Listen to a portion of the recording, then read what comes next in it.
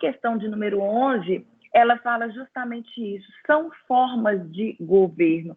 É uma questão muito simples, tá? É uma questão muito simples, mas para que vocês possam responder, vocês precisam saber quais são as formas de governo, quais são as formas de Estado, quais são os sistemas de governo, quais são os regimes políticos. Então, tá lá. São formas de governo. Letra A, presidencialismo e parlamentarismo. Errado. Presidencialismo e parlamentarismo são sistemas de governo. Letra B, correta, monarquia e república. Monarquia e república são formas de governo. São formas de Estado. Letra C, Estado unitário e Estado federado. Essa questão está dizendo quais são as formas de Estado. Letra D, democracia e totalitarismo.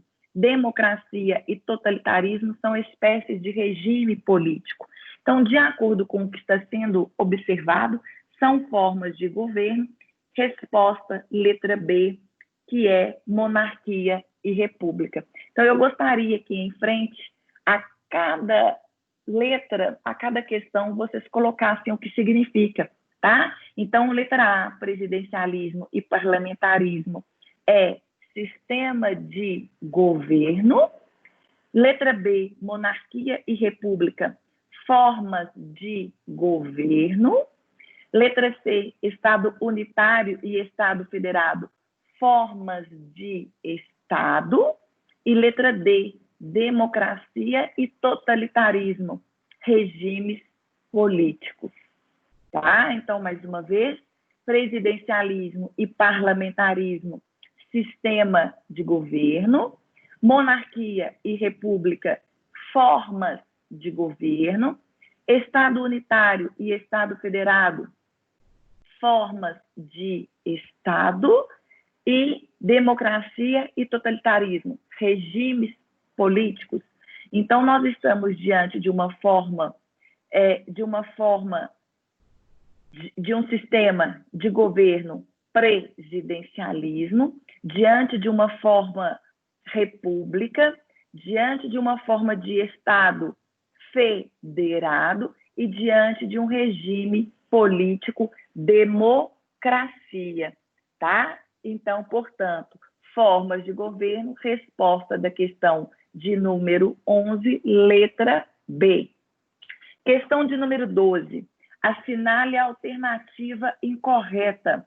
O alistamento eleitoral e o voto são facultativo para...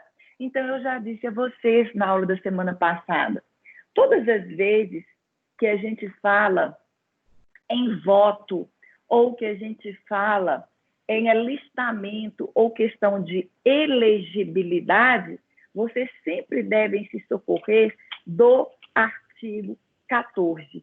O artigo 14 é que fala da questão dos nossos direitos políticos. Então, falou na questão de voto, questões de elegibilidade, socorram-se ao artigo 14. Então, está lá, artigo 14. A soberania popular será exercida pelo sufrágio universal e pelo voto direto e secreto, com valor igual para todos, nos termos da lei. Parágrafo 3º. São condições de elegibilidade na forma da lei: nacionalidade brasileira, pleno exercício dos direitos políticos, alistamento eleitoral, domicílio eleitoral na circunscrição, filiação. Inciso de número 6, idade mínima. Lembra? 35 anos para presidente e vice-presidente, 30 anos para governador e vice-governador, 21 anos para deputado federal, deputado estadual, vice-prefeito, prefeito e juiz de paz, e 18 anos para vereador.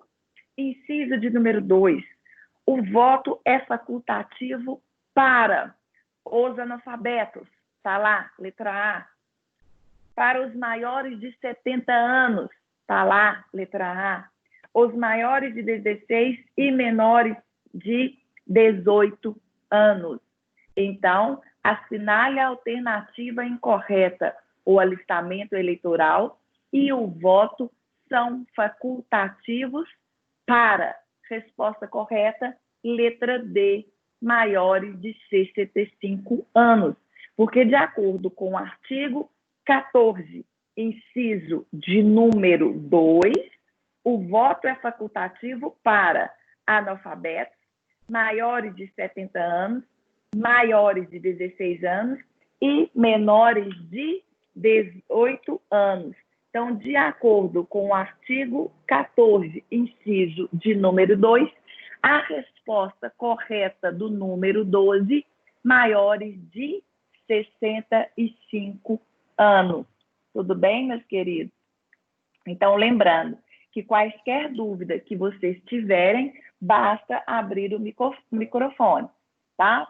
Bom dia, Ana Laura, e bom dia, Rafaela. Qualquer dúvida que vocês tiverem, é só assinalar aí para mim, tá? Estamos fazendo a correção da questão de número 13, a questão de número 11, letra B, tá? E a questão de número 12, letra D. Questão de número 13. Assinale a alternativa incorreta. A soberania popular será exercida pelo sufrágio universal e pelo voto direto e secreto com valor igual para todos e nos termos da lei mediante. Então, mais uma vez, está falando de voto. Falou de voto, falou de idade mínima, falou de elegibilidade, vocês precisam se socorrer do artigo 14. Não tenham dúvida disso. Então, veja, a soberania popular será exercida com valor igual para todos, nos termos da lei, mediante. Inciso de número 1, plebiscito.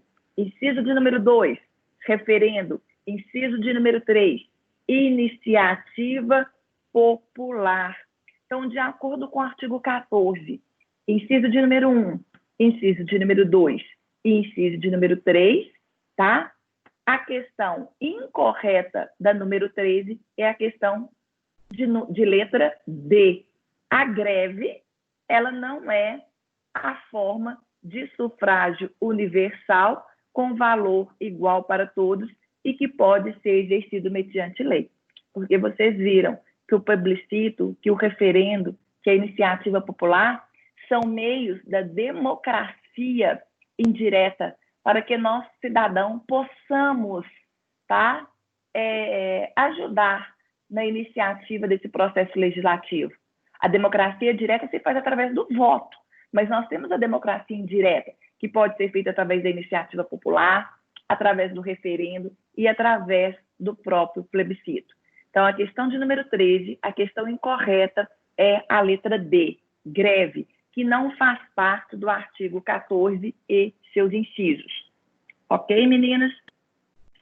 Questão de número 14. Cravo Carvalho, 50 anos de idade, é brasileiro naturalizado, brilhante advogado, com 6 livros publicados e mais de 15 anos de efetiva atividade profissional, com notável saber jurídico e reputação ilibada. De acordo com a Constituição Federal, Cravo Carvalho poderá ocupar cargo de. Então, mais uma vez, nós falamos sobre isso na aula da semana passada. Lembrando que todas essas questões que eu trouxe para vocês, da número 1 a número 20, são questões que caíram em provas de concurso. Então, vocês veem que sempre o concurso, ele requer a mesma coisa. Ele sempre bate na mesma tecla. Eu já disse, se nós estamos diante do Poder Judiciário, nós não podemos esquecer quais são os membros que compõem o Poder Judiciário, quais são os órgãos, dentro desses órgãos, quais são os membros. Esses membros, então, STF 11, STJ 33, Conselho Nacional de Justiça 15, Tribunal Superior do Trabalho 27 e todos os demais 7. E dentro desses órgãos, esses membros, qual é a idade mínima que eles possam ocupar? Exemplo supremo, no mínimo 35 anos, no máximo 65. E eles têm que ser brasileiros natos ou podem ser brasileiros naturalizados? Então, eu sempre disse isso para os senhores e confirmei isso fazendo atividade revisional na aula da semana passada. Sempre no Poder Judiciário, vocês precisam saber quais são os órgãos que compõem o Poder Judiciário. Dentro desses órgãos, quantos membros, Se esses membros precisam ser somente brasileiros natos ou podem ser naturalizados, e qual a idade mínima e qual a idade máxima. Não se esqueçam disso. Quais são os órgãos que compõem o Poder Judiciário? Dentro dos órgãos, quantos membros? E esses membros precisam ser brasileiros natos ou naturalizados? E qual a idade mínima e qual a idade máxima deles? É o que sempre cai em prova. E nos nossos slides tem uns quadros que eu fiz para vocês acerca disso tudo. E na aula da semana passada eu disse, todas as vezes em que falar para vocês de nacionalidade, é brasileiro nato, é brasileiro naturalizado, vocês precisam se socorrer do artigo 12. É o artigo 12 da Constituição Federal que nos remete quem pode ser brasileiro nato ou naturalizado compondo órgãos do Poder Judiciário. Então, olha lá. Qual é a dica? Cravo Carvalho, 50 anos de idade. Ele tem 50 anos. Então, eu já sei, tá? Que, por exemplo, ele não pode... Ele pode ser... estar no Supremo? Pode, que é no mínimo 35, máximo 65. Ele pode estar no STJ? Pode, que é no mínimo 35 e máximo 65. Ele é brasileiro naturalizado, Dani. Então, ele não pode estar no STF. No STF é brasileiro nato. Ele é brilhante advogado, com 6 livros publicados e com há mais de 15 anos de atividade, efetiva atividade profissional, com notável saber jurídico e reputação liberada. Eu sei que para ser ministro do STF ou ministro do STJ ou diante de outros cargos, é indicação pelo presidente da República e precisa passar, tá, por essa condição de saber jurídico, notável saber jurídico e reputação ilibada. Mas aqui, o que eles estão querendo saber é brasileiro nato ou naturalizado. Então, eu vou no artigo 12. São brasileiros. E parágrafo 3º, tá? Do artigo 12. São privativo de brasileiro nato os cargos: presidente da República, 2, presidente da Câmara dos Deputados, 3, presidente do Senado, 4, ministro do Supremo Tribunal Federal, 5, da carreira diplomática, 6, de oficial das Forças Armadas, 7, ministro de Estado da Defesa. Então, na aula da semana passada, eu disse para vocês tomarem cuidado. Quem são os chefes dos poderes? Do Poder Executivo, o chefe é o presidente da República. Então, ele precisa de ser brasileiro nato. Eu tenho, então, a Câmara dos Deputados, mas eu tenho o presidente dela, que inclusive é o Rodrigo Maia. Ele precisa ser brasileiro nato, os demais não. Eu tenho o Congresso Nacional, justamente porque nós estamos diante de um sistema federado. Olha lá, as formas de Estado que nós vimos ainda há pouco na questão de número 11. Se nós estamos diante de um sistema federado, composto, significa que nós estamos diante de um sistema bicameral, formado pela Câmara dos Deputados e pelo Senado Federal. Mas, no Senado Federal, eu tenho o presidente do Senado Federal, que hoje, atualmente, é o Davi Alcolumbre. Ele precisa ser brasileiro nato. Então, veja, na hora da prova, como nós vimos na questão da semana passada, vai cair. Os deputados federais precisam ser brasileiros natos. Errado. O Senado Federal precisa ser brasileiro nato. Incorreto. Por quê? Porque é simplesmente o presidente. Presidente da Câmara, presidente do Senado. Eles sim precisam ser brasileiros natos. Bem como o ministro do Supremo Tribunal Federal. Então, guardem.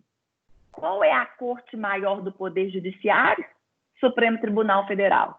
Então, os 11 ministros do Supremo Tribunal Federal precisam ser brasileiros natos. Chefe do Poder Executivo, presidente da República, precisa ser brasileiro nato. Tá? Legislativo.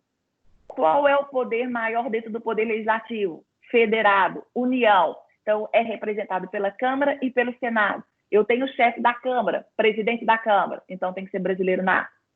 Presidente do Senado, tem que ser brasileiro nato. Então, os chefes dos poderes precisam ser brasileiros natos. Os demais, não. E aí entra carreira política, oficial das Forças Armadas e ministro de Estado de Defesa. Então, vamos ver aqui, tá? Está me perguntando, então, que Cravo Carvalho, 50 anos, brasileiro naturalizado, brilhante advogado, com mais de 6 livros, de notável saber jurídico, reputação ilibada, de acordo com a Constituição Federal, poderá ocupar cargo de ministro de Estado de Defesa. Não pode, porque ministro de Estado de Defesa, de acordo com o artigo 12, parágrafo 3º, inciso de número 7, é brasileiro nato. Oficial das Forças Armadas não poderá, porque de acordo com o artigo 12, parágrafo 3º, inciso de número 6, oficial das Forças Armadas precisa ser brasileiro nato. Ministro do Supremo Tribunal Federal também não poderá, porque de acordo com o artigo 12, parágrafo 3º, inciso de número 4, ministro do Supremo Tribunal Federal precisa ser brasileiro nato. Questão de letra D, ministro do Superior Tribunal de Justiça. Então, essa é a resposta, tá?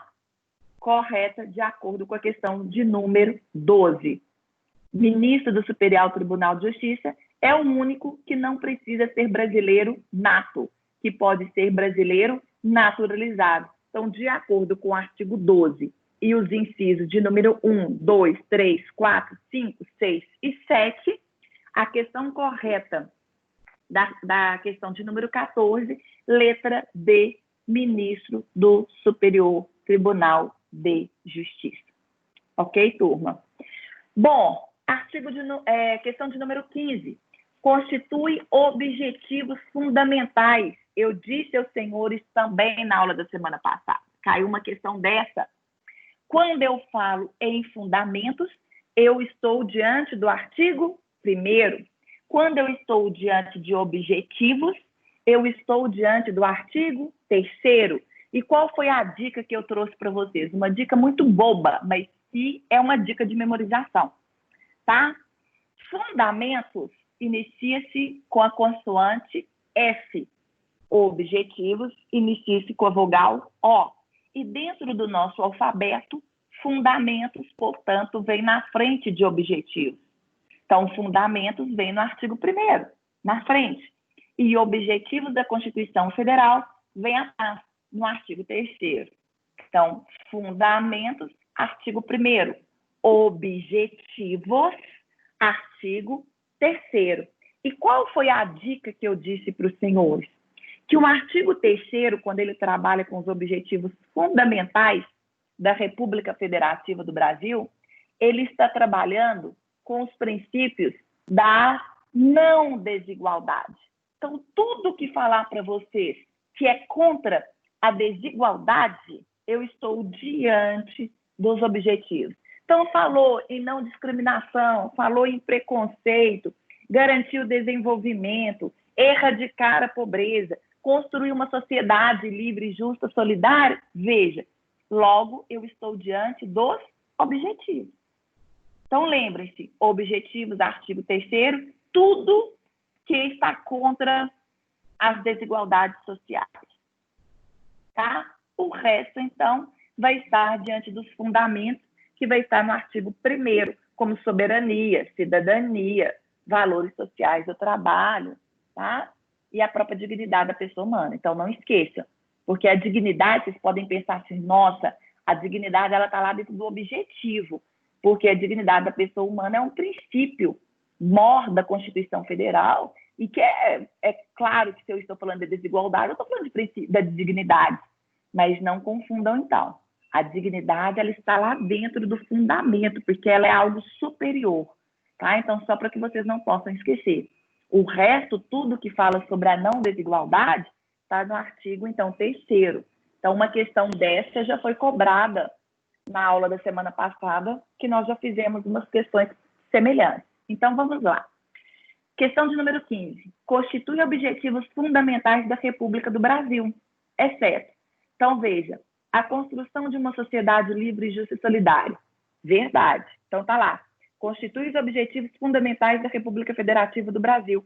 Inciso de número 1, construir uma sociedade livre, justa e solidária. Então, A, correta.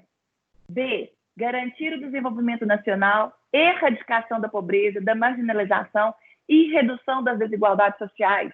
Correto? Artigo 3º, inciso de número 2 e 3. O legislador aí, o examinador, perdão, fez uma compilação do inciso de número 2 e 3. C.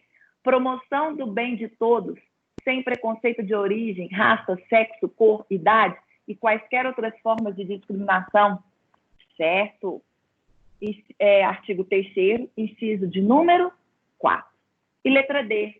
A defesa da paz, o repúdio ao terrorismo e a independência nacional.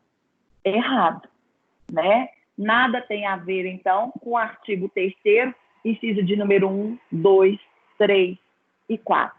Então, eu disse aos senhores que quando eles cobrarem de vocês os fundamentos e os objetivos, eles sempre vão fazer uma mistura ou colocar situações que não pertencem, tá? Aqui, então, eles colocaram uma situação não pertencente. Questão de número 16. Praticado um crime comum pelo presidente da República, ele será julgado. Só um minutinho que eu vou beber uma aguinha aqui. Então, nós vimos que o presidente da República, ele pode cometer crimes comuns e ele pode cometer crimes de responsabilidade. Lembrando que os crimes de responsabilidade, nós temos uma lei própria para ela e se encontra também no artigo 85 da Constituição Federal.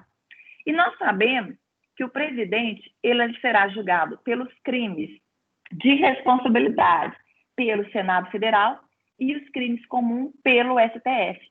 Mas nós sabemos também que mesmo que ele vai ser julgado pelos crimes comuns pelo STF e pelos crimes de responsabilidade pelo Senado, precisa se passar pelo juízo de admissibilidade que é feito pela Câmara dos Deputados. Então, qualquer pessoa, qualquer cidadão, qualquer partido político, qualquer pessoa pode realizar, tá, uma denúncia contra o presidente da República por crimes comuns ou por crimes de responsabilidade. Compete a quem receber essa denúncia? A Câmara dos Deputados, com a votação de, no mínimo, de 2/3. Então, a Câmara dos Deputados, para receber qualquer denúncia realizada por um crime comum, um crime de responsabilidade, ela precisa da votação de 2/3.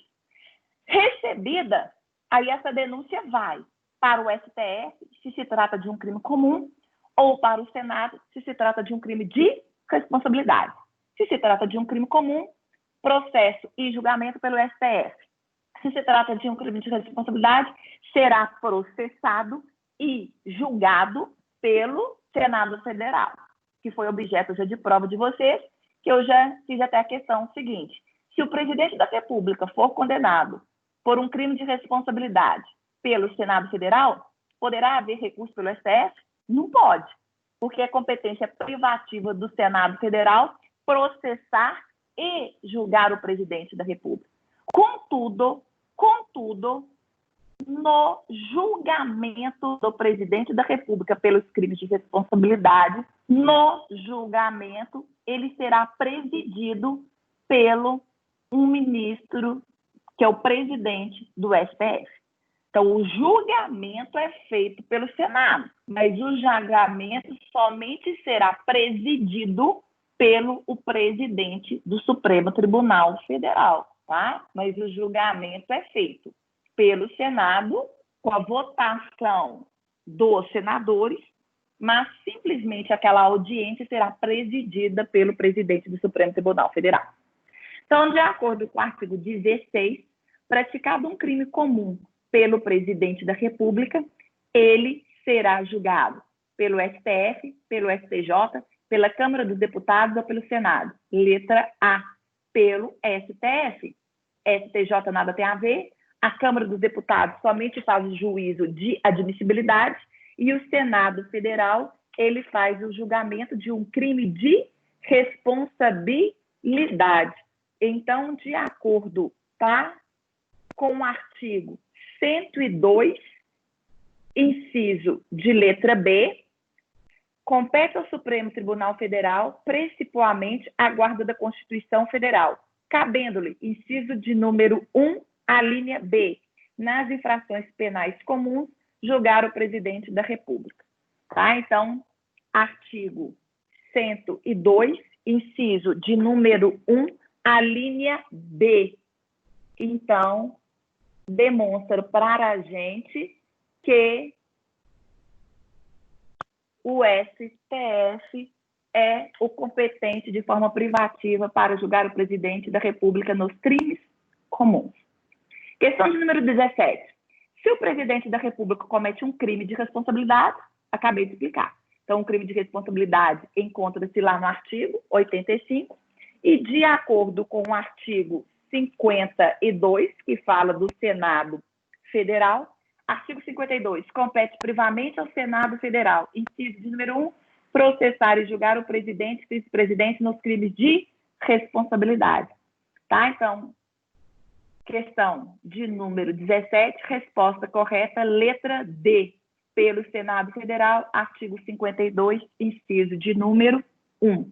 STF não é, STJ não é, e Câmara dos Deputados somente faz o juízo de admissibilidade. Ok, turma? Questão número 18.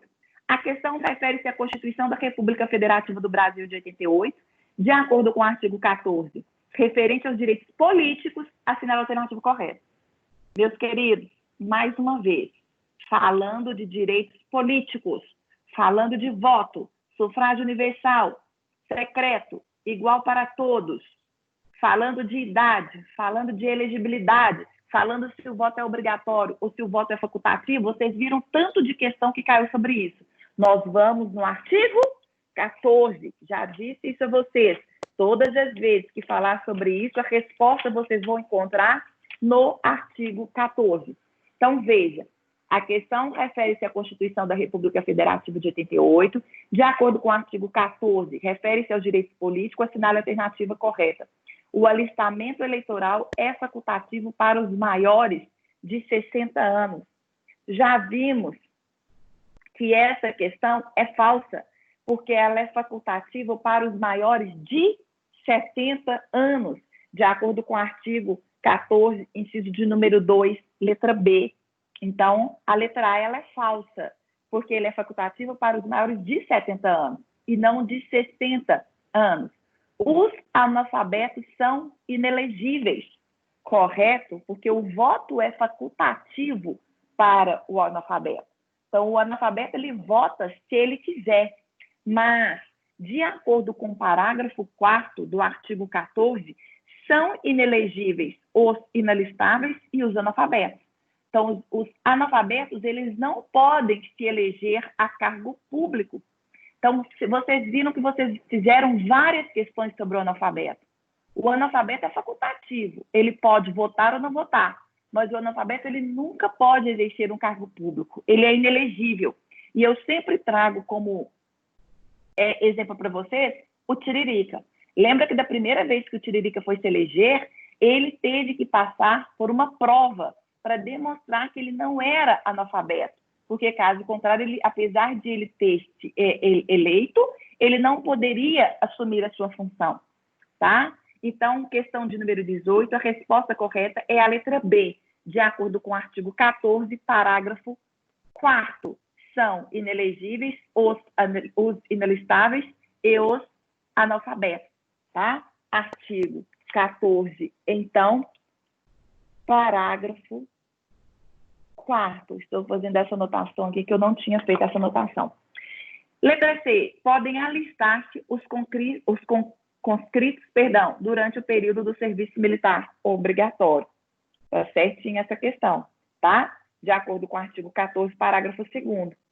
Tá bem? Não podem alistar como os eleitores os estrangeiros. E durante o período de serviço militar obrigatório, os conscritos. Tá? Então, essa questão aqui, ela está errônea, né, de acordo com a Constituição Federal, então, portanto, ela não é a resposta correta de acordo com a questão de número 18. Letra D. Podem alistar-se os eleitores estrangeiros. Acabei de ler. Não podem alistar-se como eleitores os estrangeiros. Então, ela não é a resposta correta da questão de número 18. Então, a resposta correta da questão número 18 é a letra B. Os analfabetos são inelegíveis, de acordo com o artigo 14, parágrafo 4º. Questão de número 19. os membros do Conselho Nacional de Justiça serão julgados no crime de responsabilidade pelo. Então, vocês já sabem, tá? Que não é somente o presidente da República que comete crimes de responsabilidade. Várias outras pessoas poderão cometer crimes de responsabilidade também, como os próprios ministros, como o Procurador-Geral da República, tá? Então, por isso que vocês ficam vendo aí na atualidade hoje, pedindo o impeachment dos ministros do Supremo Tribunal Federal. Pode, Dani? Pode, porque a própria legislação fala que se eles cometerem também crime de responsabilidade, poderão ser pedidos, pleiteados, os seus impeachments, tá? Então, Conselho Nacional de Justiça, nós fizemos várias questões sobre o Conselho Nacional de Justiça na aula da semana passada, e de acordo com o artigo 52, inciso de número 2, tá? Se os membros do Conselho Nacional de Justiça venham a cometer crimes de responsabilidade, igualmente o presidente da República, eles serão julgados pelo Senado Federal, tá? Então, lembra, falou em crime de responsabilidade, o julgamento sempre será feito pelo Senado Federal. Então, artigo de número 52, estou procurando para vocês, compete privamente ao Senado Federal. Inciso de número 2, processar e julgar os ministros do Supremo Tribunal Federal, os membros do Conselho Nacional de Justiça, do Conselho Nacional do Ministério Público, Procurador-Geral da República, Advogado-Geral da União, nos crimes de responsabilidade. Então, aqui estão as pessoas, o artigo 52, além de me trazer de quem é a competência privativa para julgar os crimes de responsabilidade, que é o Senado, o inciso de número 1 e o inciso de número 2 traz para mim quem são as pessoas que poderão ser julgadas, quem serão as pessoas que poderão cometer crime de responsabilidade. Então, inciso de número 1, pode cometer crime de responsabilidade presidente da República, seu vice-presidente, os ministros de Estado, comandantes da Marinha, do Exército e da Aeronáutica, bem como os ministros do Supremo Tribunal Federal, Conselho Nacional de Justiça, Ministério Público, Procurador-Geral da República e Advogado-Geral da União, tá? São as pessoas que podem cometer crimes de responsabilidade juntamente com o presidente da República e, se porventura houver o juízo de admissibilidade pela Câmara dos Deputados, eles poderão ser processados e julgados pelo Senado Federal. Questão de número 20. Atos do presidente da República que contrariem a probidade na administração e o descumprimento das decisões judiciais, dentre outros, são considerados, respectivamente, crimes de responsabilidade e infrações penais comum apenas, respectivamente, infrações penais comum e infrações de responsabilidade ou crimes de responsabilidade apenas. Então, os crimes de responsabilidade encontram-se no artigo 85. E aí vocês precisam saber, né? Não adianta a gente falar o presidente da República, os membros do Conselho Nacional de Justiça, ministro do Supremo, eles podem cometer crime de responsabilidade. Mas quais são os crimes de responsabilidade? Está lá no artigo 85, Dani. Então, são crimes de responsabilidade os atos do presidente da República que atentem contra a Constituição Federal e especialmente contra a existência da União, o livre exercício do Poder Legislativo, do Poder Judiciário, do Ministério Público, dos poderes constitucionais das unidades da Federação, o exercício dos direitos políticos individuais e sociais, segurança interna do país, probidade na administração, lei orçamentária e o cumprimento das leis e das decisões judiciais. Então, vamos ver o que a questão 20 está falando. Atos do presidente da República que contraria a probidade na administração. Probidade na administração de acordo com o artigo 85, inciso de número 5, é crime de responsabilidade. E o descumprimento das decisões judiciais, tá? Então, de acordo com o artigo 85, inciso de número 7, são crimes que atentem contra o cumprimento das leis e das decisões judiciais. Então, tanto contrariar a administração e não cumprir as decisões, de acordo com o artigo 85, inciso de número 5 e 7, são crimes de responsabilidade. Então, a resposta correta é a letra D, tá? Artigo 85, inciso de número 5 e inciso de número 8. Então, de acordo com a Constituição Federal, artigo 85, inciso de número 5 e 8, atentar contra a probidade na administração e descumprir decisões judiciais faz com que o presidente da República cometa, então, crimes de responsabilidade. Então, meus queridos, nesse momento a gente termina a correção, tá? Eu vou repetir para vocês agora as respostas de todas as questões, com a anuência fazendo remissão aos artigos, vocês copiem do lado do questionário de vocês, e ao final, qualquer dúvida, vocês me perguntem, tá? Então, questão de número 11, letra B, essa não tem artigo, né? Então, questão de número 11, letra B. Questão de número 12, letra D, artigo 14, inciso 2. 12, letra D, 14, inciso de número 2. Questão de número 13, letra D, artigo 14, inciso de número 1, 2 e 3. Questão de número 13, letra D, artigo 14, de incisos de número 1, 2 e 3.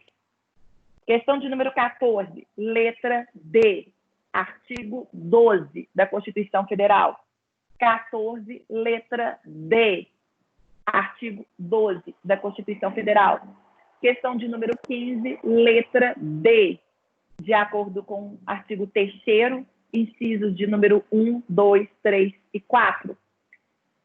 Questão de número 15, letra D, artigo 3º, incisos de número 1, 2, 3 e 4. Questão de número 16, letra A, artigo 102, inciso de número 1, a linha B. 16, letra A, artigo 112, inciso de número 1, a linha B. Questão de número 17, letra D, artigo 52, inciso de número 1. Questão de número 17, letra D, artigo 52, inciso de número 1. Questão de número 18, letra B, artigo 14, parágrafo 4º.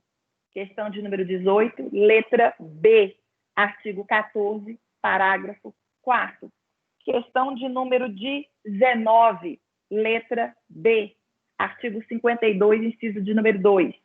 Questão de número 19, letra B, artigo 52, inciso de número 2. Questão de número 20, letra D, artigo 85, incisos 5 e 8. Questão de número 20, letra D, artigo 85, inciso de número 5 e inciso de número 8. Meus queridos, alguma dúvida? Me coloco à disposição de vocês para qualquer dúvida que vocês tenham em relação a essa questão de número 11 a 20 que nós acabamos de realizar. Dani. Alguma dúvida? Oi, Renilda. Eu posso até 19, aí eu fui